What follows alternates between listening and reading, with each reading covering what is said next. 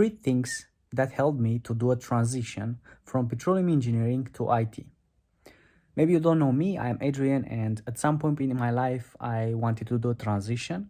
So I was studying for petroleum engineering, and while I was doing the master's abroad in Denmark, I took the choice and I took the decision and leap of faith to make a transition. And I started to study more IT, and I have for today three things which I think helped me to do that. First, I identified something that brought to me a lot of joy.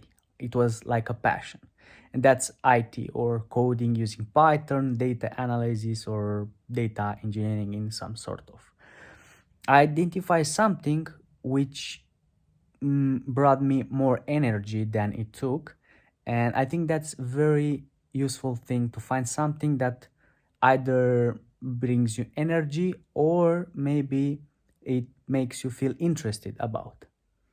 Second is about taking action and learning from doing. You get a lot of value when you create a project, when you create some solutions. So that's what I did. Like I also had a little bit of theory, but then I had multiple projects both during normal courses or outside to get me into the practice and see if I really like to, code, create a solution, test it, debug it, improve it, and then maybe create a final one or one which will be in production, as we call it in IT.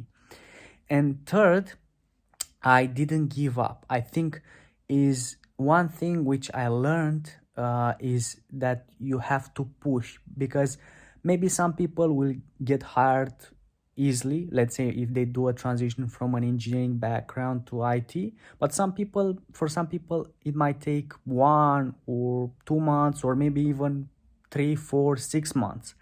So you just have to be patient and apply and try to improve your capability in the interviews, like having better CV, present your work better, and also improve your skills as you go by.